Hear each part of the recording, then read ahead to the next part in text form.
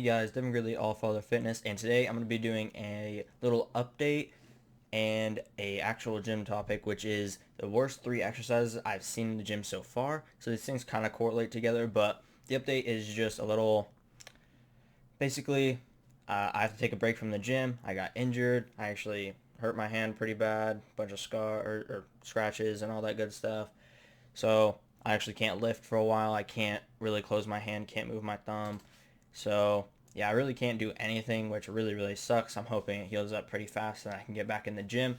But the other thing is I've consistently missed 5 out of the 6 leg days I've had.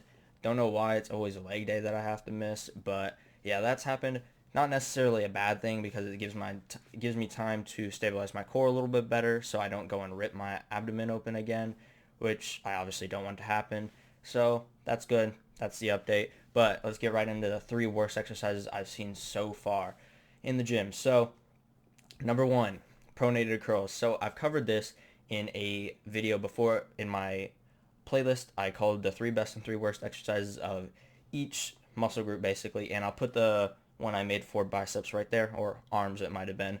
But pronated curls. If you don't know what a pronated curl is, so a normal curl is you're just going to bring your arms forward. A pronated curl is where your wrists are pronated. I can't really do it with that hand. So pronated, supinated, and this is neutral, right? So pronated curls, this is a pronated curl.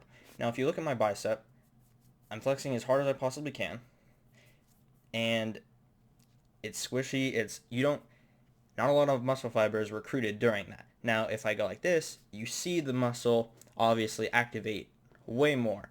So doing pronated curls, how the bicep works is bringing the elbow or your hand closer to your body by the flexion of your elbow. Now it also is rotates the radius around the ulna, the 2 bones in your forearm, and that's the supination. So that's what the bicep is mainly for. So if you only do one of the 2 things that it does, you're basically getting half of the gains. That's a good way to look at it. So if you're not supinating your wrist when you're doing a curling movement, you're only getting half of the gains as if you were to supinate your wrist. So if you're doing a bicep exercise, supinate your wrist. The other bad thing I saw about this exercise is they're doing preacher curls while doing the pronated curl. So a preacher curl is there's a bench. You've probably all seen it. It's a little bench with padding on it, and you put your arms on it, and they go down, and it really stretches your bicep. It tears it up like horribly. Not horribly as in bad, but it tears it up in a good way, so you get a lot of concentric movement, and it just gets you a lot of gains from it. But the way that we're doing it, you're doing the preacher curl, but they're pronated, so they're going like this. But the problem is they're not fully extending at the bottom. They're going half, so they're going like this. They're not getting any movement out of. You can see, like even if I added a little bit of weight, like you're not gonna see. You see more of my tricep activating than you do my bicep. Supinate the wrist, like you see way more than it, and I have no weight in my hand. Pronated curls don't do anything. It's a huge myth to say that they widen the biceps like that. It's a huge myth. It's not true at all. Same with hammer curls. Hammer curls don't widen your bicep. If you want to get wider biceps, just do normal curls because your bicep will get bigger in all areas. It'll peak up and it'll get thicker. So that's exercise number 1. Exercise number 2 I've seen is dips. I also covered this in my either it was an arms or a tricep video, which I will link here and down in the description if you want to go and watch it. But I covered dips, and this guy did dips in a very horrible way. When you're doing dips for your chest, if you choose to do dips for your chest, if for some reason you like them, you're supposed to lean forward. So if I'm doing a dip, you can see my armrest, but I'm grabbing it. You're going to lean forward, and then you're going to press up. You'll feel your chest. But the problem I have with this exercise is that it's not a chest movement. It's actually a tricep movement. It's way more for your triceps than it will ever be for your chest, no matter how much you lean forward, unless you go into a complete like push-up position on the dip machine or actual dip bar or whatever you want to call it. Now, what he was doing was he had a belt on, and he had, I believe it was like 245 plates on his belt. And when he was at full extension, his arms were down, his shoulders were up like this. Now, when I explained how the dip was bad, I said 2 things why I said it was bad. It's really bad for your shoulders. It's really bad for your wrists. It puts them both in compromising positions. So if you have a weak wrist or weak shoulder, the dip is not your exercise because you don't have the stability if you were going to go do another chest exercise. Because if you were going to go do, let's say, the bench press, when you have good form, you bring your shoulders down and back. So when you lay flat, you have complete stability over your shoulder, and it's really hard to get injured like that because you just have more stability.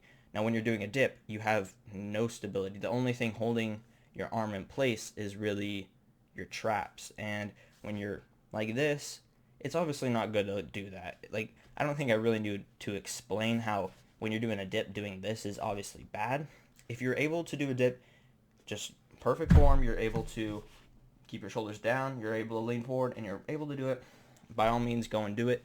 But for people that have wrist and shoulder problems, which that guy obviously did because he couldn't keep his shoulders down or inferior, not superior to his body of where they're supposed to be, if you're having a problem doing that, don't do dips because it's not even a chest exercise. It's a tricep exercise. So I don't really think I need to explain how it's bad for the wrist and the shoulder because obviously doing this is not good. I don't think I really need to explain that. But the third worst exercise I've seen is actually not a bad exercise. It's one of the best exercises you can do, and it's the dumbbell incline press. Best exercise you can do for, or I would say second best exercise you can do for your chest, but for the upper chest, the absolute best exercise, 100%. And the reason, I've only seen a handful of people do this exercise correctly, and I always see people do things wrong with it. Now, the reason the dumbbell press is a really good exercise is because you get more stretch because the bar isn't connected, obviously. If you're doing a bench, the bar is connected, and you can only go so far with it. It touches your chest. Now, if you have dumbbells, you can go even further, and I can have where the bar would actually be go basically into where my armpit is, and say if there was a bar, it would go right through my body. And I can go that deep, and I get a huge stretch, and I feel it.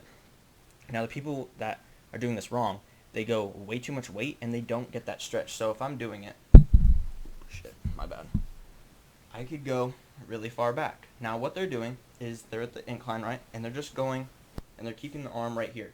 That's safe for the shoulder, and that's why you're doing it mentally. Your body's thinking, I want to keep my shoulder safe. So obviously you just have that mental block of staying right here, when in reality, you can be going way further, getting a deeper stretch. But the problem is you're going such a heavy weight that if you do go down here, you're not getting back up. And your shoulder is going to take a huge and heavy toll for doing that. It's going to stretch all your delts just way too far, and it's going to stretch your pec out, and you're not going to be able to get back up, right? So having too much weight on this exercise is not something you want to do. You want to stop ego lifting on every lift, especially one that puts your shoulder in such a unstable position like that. The reason this exercise is so good is because you use light weight to get a really deep stretch and then a really, really good squeeze. Because what the chest does, a lot of people don't realize this, the chest is not to push forward. That's not what it's for. If you go and feel your chest and push forward, you feel your chest moving, but do this instead. Don't push at all. Just move your arm across your body. You're going to feel your chest considerably more. So that's what the chest is actually for, bringing your hands together or your arms together, right? So if you're doing a dumbbell press, you want to press out and together, and you'll get more chest activation. But they're not doing that because they're not able to go into a complete stretch, and they're not able to go all the way forward because they're doing not even half reps, they're doing quarter reps because they're only going 90 and up, 90 and up, 90 and up, and it's just not good. You need to stop doing that. If you're going to do this exercise, it's a great exercise. Do it correctly. Go as far as you can possibly go. Make sure you're using light weight. Press up and squeeze together, and you just did a perfect rep. Figure out what weights you can do that with. And I notice a lot of people look at me weird when I do this exercise because I use such low weight. I use like 25 pounds, which is 50 pounds in total, but I am able to do between 8 to 12 reps with such low weight, which is what you're supposed to be doing. People also don't realize that even though it's a better exercise for stretch, the concentric and eccentric portion of it, because you get a better squeeze and a better stretch, just because you're using more weight doesn't mean you're going to get more gains. You need to have, the reason that exercise exists is to get the better stretch and the better squeeze at the end of the movement or the beginning of the movement. So why aren't you getting those two things? You're just doing you're just going like this. It's not doing anything. You might as well just go and do in the bench press. Use lighter weight for this, and use proper form. Make sure you're getting in between those 8 to 12 reps, because that's what you want. You want to use lighter weight for building muscle. That's the optimal portion of building muscle, 8 to 12 reps. But people are going 4, 5 reps. They're going for strength on a movement that isn't even strength-based. If you want to go for strength, use the bench press. Don't use an incline or flat dumbbell press. That's not what it's for. Strength people don't do that. They go and use the actual bench press for strength. Now, it's different if you have instabilities, and let's say when you're bench pressing, one of your arms goes up faster than the other, then obviously you want to go and press single arm or whatever on a machine, or maybe you do it with one single dumbbell, whatever your coach tells you to do. But yeah, those are the 3 worst exercises. Hopefully it taught you something. Go and watch the other videos I made on 3 best, 3 worst, so you can actually accurately program yourself and do good exercises and make sure you're not doing bad ones. And it's not like in those videos I just list, these are the 3 good ones, these are the 3 bad ones. I list why those exercises are good and why these exercises are bad. And I think I explained that pretty well by saying things like it puts your shoulder and wrist in instability positions, and it doesn't give you good stretch on muscles, and blah blah blah. I said things like that, and I do that in all the videos I made. So go ahead and watch those, as well as watching the videos right here. But that's the end of the video. Go subscribe, hit the bell button, comment any questions you've had, because the reason I've been gone for so long is because I'm having trouble making videos and scripting them out. I just don't have any ideas. So if you have any questions for me, or any fitness questions at all, put them down in the comments. I'll be happy to make a video about them, or a Q&A, whatever. But yeah, that's the end of the video, and I'll see you in the next one.